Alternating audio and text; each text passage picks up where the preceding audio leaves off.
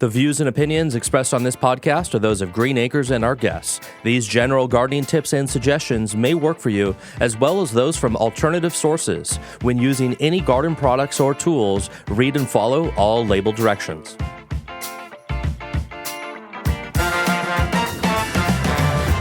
The Green Acres Garden Podcast is the podcast dedicated to helping gardeners hone their growing skills while we celebrate our love of plants. So whether you're new to growing or a seasoned gardener, you're sure to learn something new. Join the fun as we have conversations with world-class growers, passionate green thumbs, and professional garden experts from Green Acres Nursery and Supply. Listen every week. We'll answer questions you didn't know you had. Okie dokie artichoke, let's go, and away we grow there, garden friends. Hello there, and welcome back, all you beautiful gardeners and green thumbs. And let me start this episode of the Green Acres Garden Podcast. I'm your host, Kevin Jordan, plant lover, just like you. But let me start off by, I want to say, usually we say this to the end, but I want to thank all of you listeners for tuning in. And really, I want to thank people for gardening, for growing. I've been walking around, I've been seeing some landscapes about my neighborhood and my travels this summer, and I've been seeing some beautiful things growing, and those all started with a person. So I've got to say hats off to all of you out there. If you've been gardening and growing, whether from seed or transplant, however, we love you, and I appreciate what you're doing. But in today's episode, Austin, we're going to have some fun. And I think this is a very timely topic. It's hot. It is hot out there. Oh my gosh, it's so hot. Dude, it's getting hot. I thought we were just going to have a little bit of a heat wave, and then we'd be back to good temps. No. So we had a really easy start to this year's season, but things are heating up. And so in today's episode, we are going to go through a rundown of really easy, ideas and tactics to really make you successful and how to beat the heat out in that garden.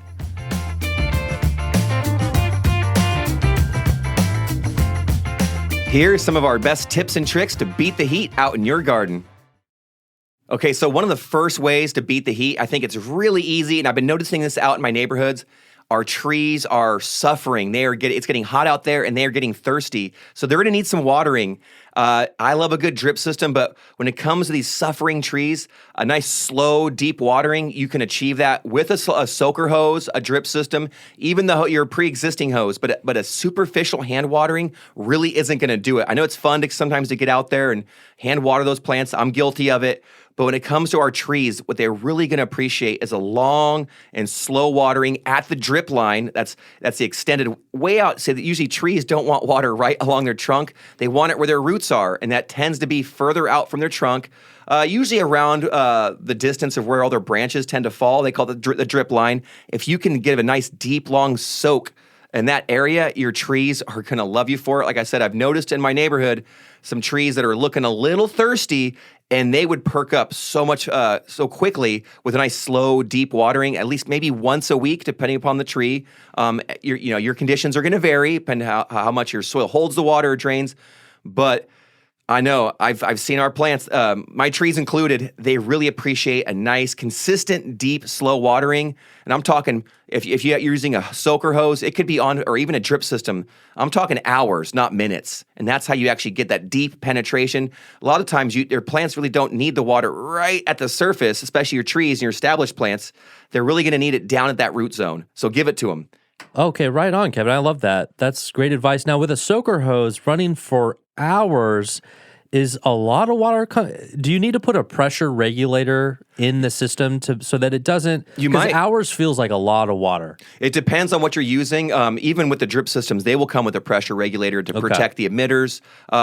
Soaker hoses, I always like putting in hand valves, things where I can turn it on and off. Pressure regulators are really nice, and that'll usually decrease the speed of that water, hopefully, and keep them from working longer and longer. But I love it. You drape those out, deep out where those roots kind of extend, and give it a nice, long, slow soak. And that's really going to benefit those trees. Yeah, I think shrubs, perennials as well. The key is probably just making sure the water's going down deeply and not getting runoff and wasting water. That's a great point. Yeah, if you turn it on and you're seeing spurts and jets of water that are shooting away from absolutely. That's a great point. Well, beyond that, just, slow so that the soil's absorbing it and it's not just kind of sliding away. Well, perfect. That's why I love the drip system so much, whether it's the vegetable garden or for the trees or your shrubs or your perennials.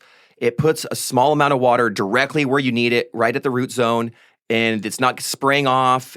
One thing that plants really appreciate is that from the drip system is when you're not getting splashed. Sometimes when you have warm weather and you're splashing the water around with a spray nozzle on your hose, that can disturb disease and pests and problems. So actually, there's a lot of benefits to the drip system, but this time of year, you really see the benefit in being able to deliver water right to your plants when you need it, how you need it, and really effectively. Some of our plants, especially in containers this time of year, you're going to notice you're watering them constantly, maybe even multiple times a day in some containers. And it's really nice to have the drip system in your back pocket to fall back on.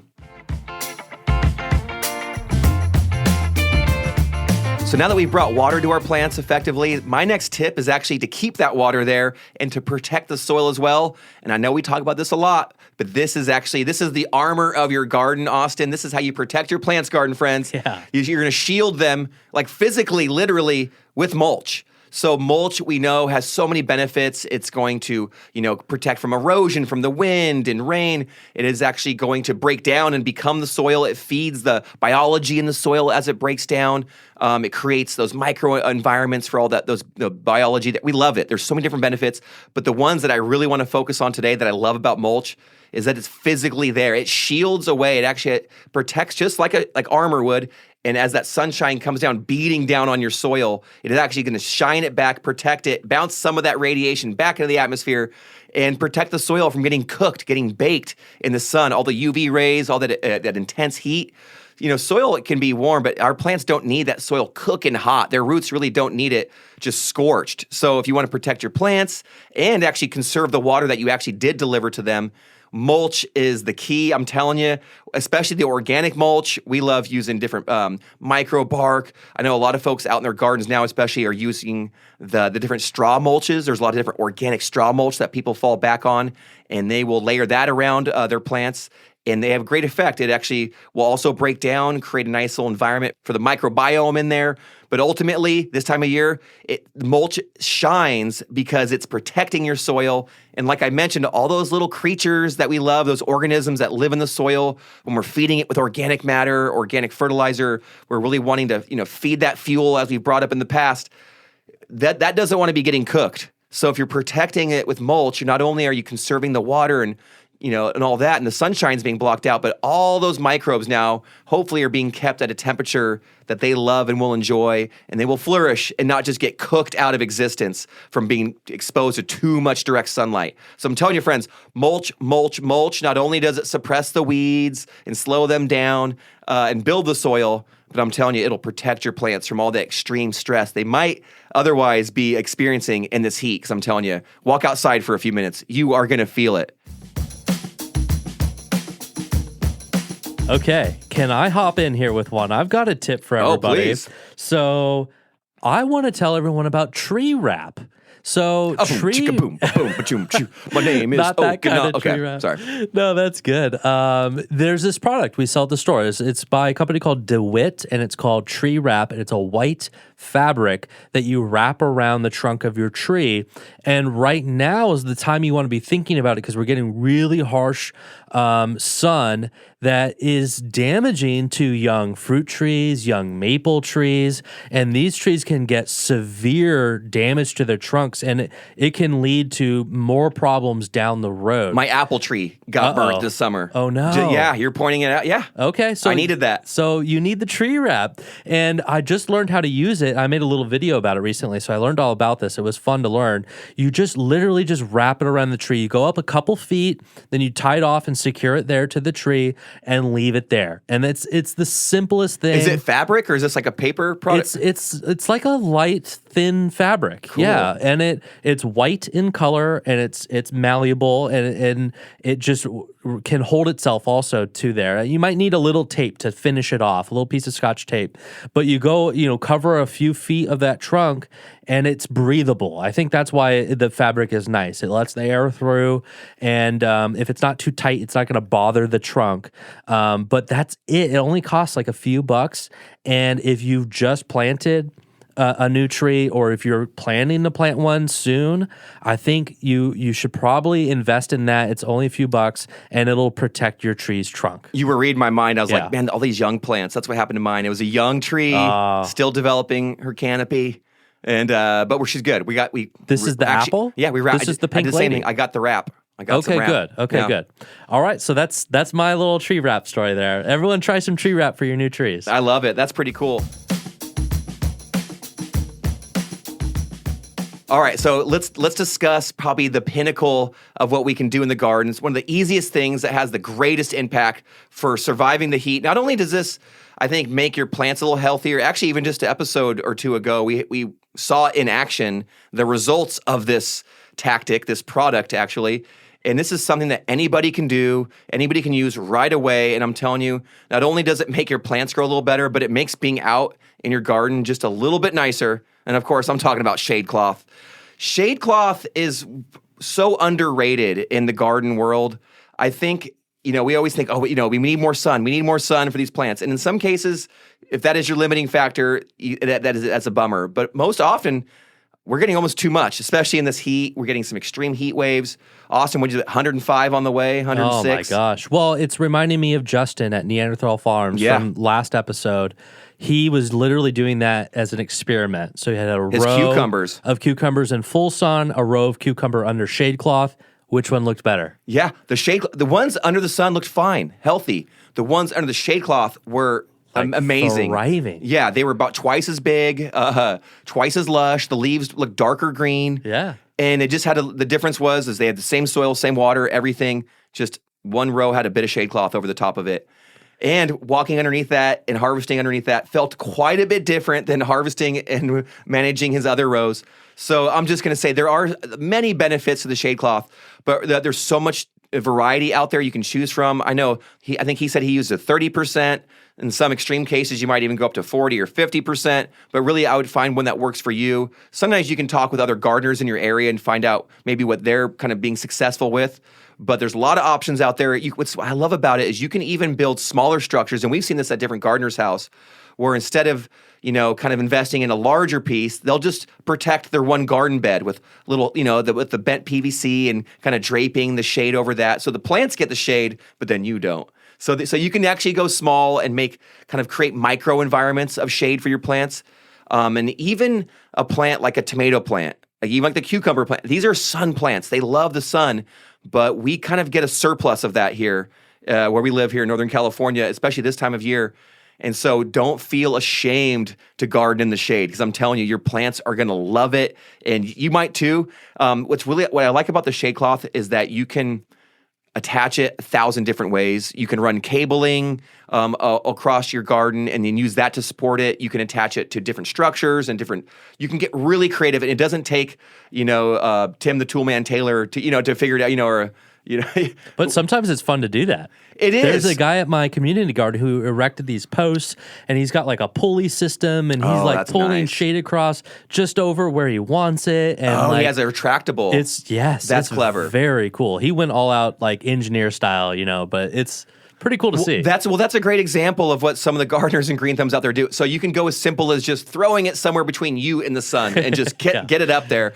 The late afternoon sun obviously is going to be where if you really want to get the best bang for your buck and you've only got one little piece, if you can shade, that midday sun or late afternoon sun, that is going to be the most extreme time, extreme heat. So, but honestly, I loved seeing people go from something simple like what I'm discussing to something really cool where they actually go, I'm going to build something dedicated and maybe wrap it, with the shade fabric. I know I actually have it at my house just to shade the corner of my home because it gets cooking, and guess what? Massive difference on the side of the house. Now it's not baking, but I'm telling you. So if you're gardening out there in the summer and you're wondering, how do I beat the heat? If you're doing, if you're doing correct irrigation, if you're checking your watering and doing nice deep slow waterings, if you're done your mulch, and now the next best thing is your shade cloth. You've got it. The shade cloth is where it's at. That is one easy thing that we can all do, and I'm telling you, you won't regret it because gardening out in the shade, whoo-wee. That is a different animal than gardening out in the sun. I'm telling you, when it's 105 out there,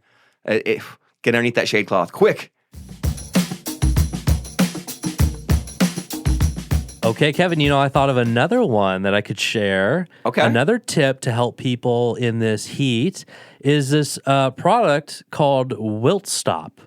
And I've heard of that. It literally can protect your plants from wilting and losing too much moisture out in the sun through the process known as transpiration. So that's when the water gets sucked out, evaporates out of the leaves. You can physically, literally disturb that process by spraying Wilt Stop on the leaves, and it creates a barrier and it locks the moisture in and stops it from leaving the plant.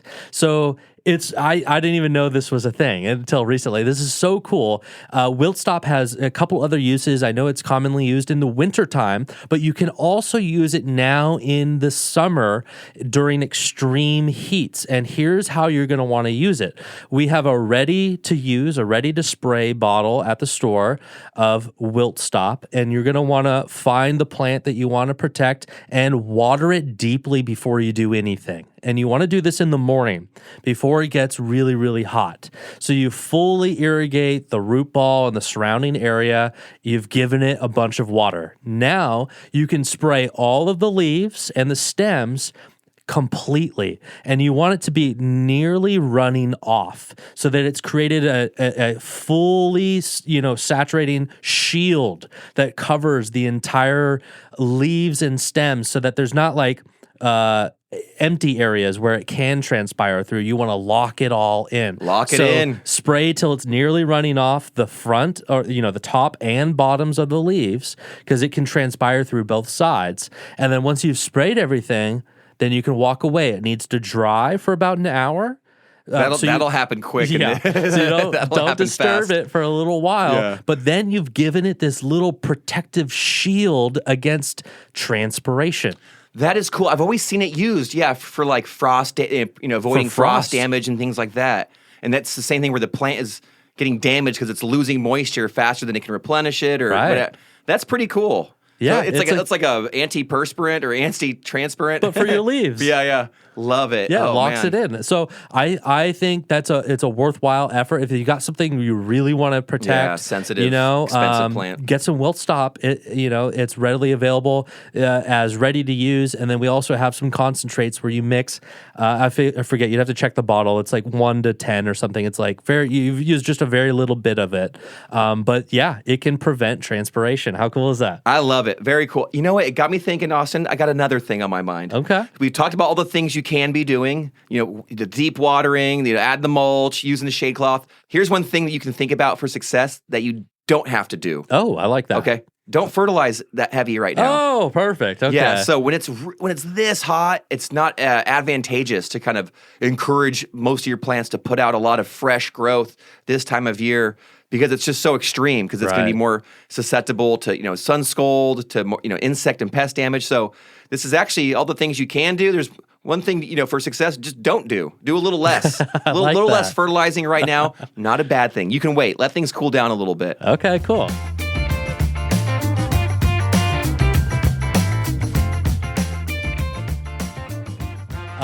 Well, man, we've covered a lot of good things. Is there any last thing on your mind that we could be doing right now? You know what? We've discussed heavily how to make our plants really happy and healthy. But one thing I've noticed, and I meant to bring it up in the intro. Have some iced tea. Yeah, well, that's Arnie Palmer, baby. Throw some lemonade in there. But I've been so delighted to see the pollinators out and about this summer. Yeah, I don't know what it is. Maybe I'm more optimistic or if I'm just noticing it, but I'm seeing everything from the big fat carpenter bees to all these different bumblebees. I've planted a bunch of sunflowers and pollinator friendly flowers at the home this summer. Well, that's I'm noticing. I woke up early to go kind of hand water some things. I know I'm talking about hand water. So I woke up early to check out the garden. I noticed bees sleeping on the sunflowers. Oh, so they cute. were just a handful of them. It was sleeping? Before the sun had just kind of woken up, but the bees weren't moving yet, and they were just on the sunflower, falling asleep and just resting on them. Oh my gosh! Like 3 or 4 of them, and then I just sat there for a few minutes, kind of drank my coffee. And then watch the bees wake up with the sunshine. Loved it. So, and so seeing all these bees, it got me thinking that not only can we do things in our garden to help us out and help the plants make it a little more livable, but you can put out a pebble tray for your bees It's filled full of rocks and pebbles, and then you can fill that up full of water. They can land on the rocks. They need to drink as well. They're thirsty too, friends. So we can actually give your bees something to drink, and clean out, replenish those bird baths. Keep them happy and healthy, and that way, when you're out in the garden dealing with the heat, maybe you'll have some friends out there, to play with. That. Do you think birds will use the pebble tray too? Why not? If they're thirsty. Oh yeah, for sure. But yeah, pebble tray for the bees. That is so cool. You saw them sleeping on a sunflower. Dude, it was so cute. That's I wish sweet. I wasn't I wish, because you're a really decent photographer. I wish I had your skills, because I was like, this would look so good. Well, snap a foot. It I'll doesn't try have to be again. award winning, but I just want to see. That It was cool. rad. They were all kind of like tucked in, like tailed head, just like full of pollen, just covered. Nice. Well, Yeah. you kind of just said it when you said you were just kind of checking out the garden. I think that would be my last tip for everyone is footsteps in the garden, right? And one of the things you might be looking for now would be plants that are in stress, irrigation leaks and problems, Yep. broken things that need repair or replacing. And then maybe your pebble tray needs a little more water in it. Maybe the shade cloth fell down and it's ripped, and you just maybe want to check on things as these extreme temps are happening. Don't have to be out there all day, but just do a quick lap in the morning. You right? notice things that happen Yeah. right away, and then you can get on them quick. That is great advice. I love all that. And get out there early and then wait. Don't go out again till the sun goes down. I'm telling you, it's so nice to go out there when it's cool. It makes it fun. Gardening should be fun. Yes. And that is actually the best. If it's not funny, then just chill. Go have your lemonade and come back for some more. Because I'm telling you, I've been having a blast this summer. I cannot wait. And you know what? I know we've been talking about the heat. I'm already looking towards the fall. Ooh. I'm already waiting to kind of edit the landscape a little bit. I have a few spots that are kind of opening up where the plants kind of grew to their maximum. And I'm like, all right, I think I can still tuck in a few more, pollinator-friendly perennials over here. So I'm already looking forward to the fall. Cool. And I hope other people are as well. But guess what? We're going to get through the heat together.